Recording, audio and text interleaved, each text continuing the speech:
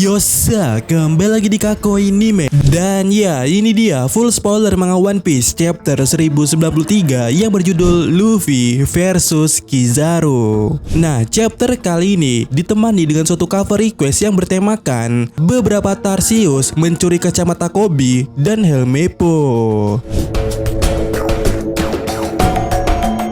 Nah, chapter kali ini dimulai dengan Kizaru yang diputar-putar oleh Luffy, di mana kita bisa melihat ekspresi Kizaru tidak berubah, dia sangat tenang. Kemudiannya, scene dipotong ke ruangan kontrol di mana Vegapunk memutuskan untuk pergi ke Fabrio Pass bersama Sanji dan juga Atlas. Mereka ingin menyelamatkan Bone dan mengubah perintah pasifista dengan chip otoritas. Vegapunk akan menggunakan kendaraannya sendiri, yaitu Vega Tank.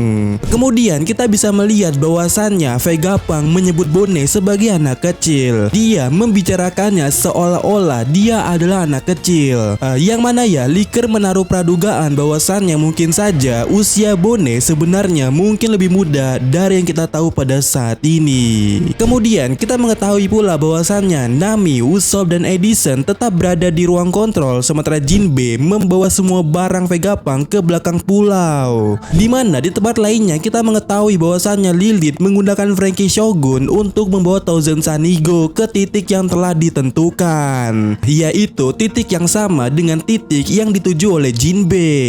Sementara itu kita mengetahui kalau Franky juga akan turun ke Fabrio Pass. Kemudian scene dipotong ke Fabrio Pass, terlihat Bone ada di sana tengah berperang atau bertarung melawan Marine. Yang mana diketahui ternyata Sentomaru telah menyelamatkan Bone ketika ia terjatuh dari atas. Kemudian di saat itu pula, setelah menyelamatkan Bone, Sentomaru pingsan di tempat. Kemudian dipotong ke Zoro melawan Lucy, di mana kita bisa melihat pedang Zoro memiliki nyala api di sana, dan Lucy menggunakan wujud kebangkitannya atau awakeningnya. Dan di sini pula Licker menyatakan bahwa Kaku sama sekali tidak muncul pada chapter kali ini.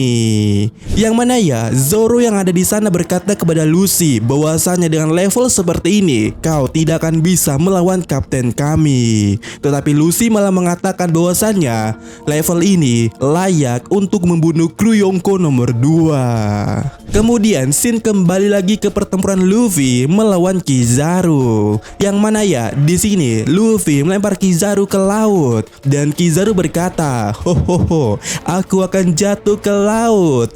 Namun Kizaru kemudiannya terbang kembali dan menciptakan beberapa klon cahaya dari dirinya sendiri, yang mana ya tampaknya itu merupakan perpanjangan atau tingkat lanjut dari teknik Yasakani no Magatama. Yang mana pula klon-klon Kizaru itu membuat Luffy terluka ringan dengan pedang ringannya itu.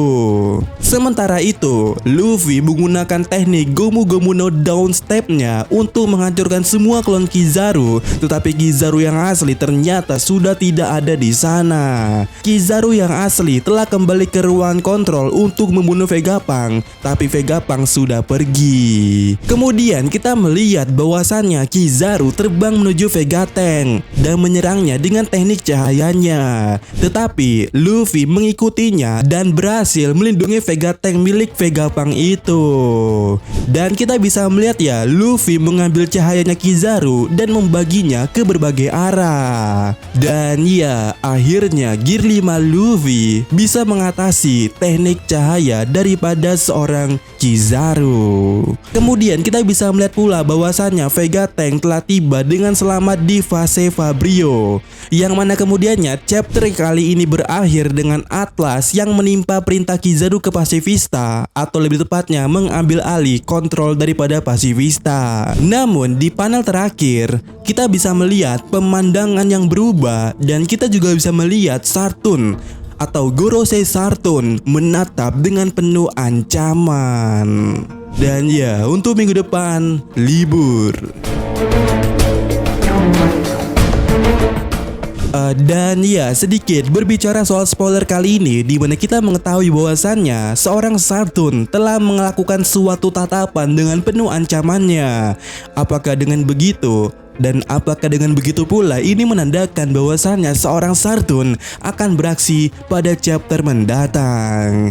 Yang mana jika begitu adanya, apakah Luffy tetap akan melawan Kizaru atau malah Luffy akan segera melawan Sartun? Soalnya di sini ya hanya Sanji saja dari trio monster yang belum dapat jatah. Apakah Kizaru akan diambil alih oleh Sanji atau malah Sanji yang akan melawan Sartun? Dan ya, bagaimana menurut kalian?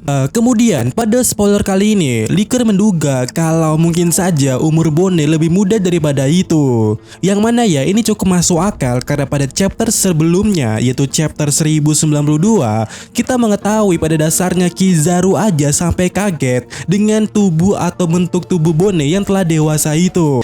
Di mana Kizaru aja sampai kaget betapa cepatnya tumbuh dewasanya seorang Bone. Yang mana ini makin memperkuat kalau mungkin saja emang benar usia Bone lebih muda daripada yang kita ketahui pada saat ini. Kemudian terkait soal teori Goh di Roger, mungkin ini adalah alasan yang mungkin menjawab kenapa Franky ikut turun ke Fabrio Pass. Entah kenapa belakangan ini Franky selalu dekat dengan Bone. Dan ya, bagaimana menurut kalian, dan sampai lagi di video berikutnya.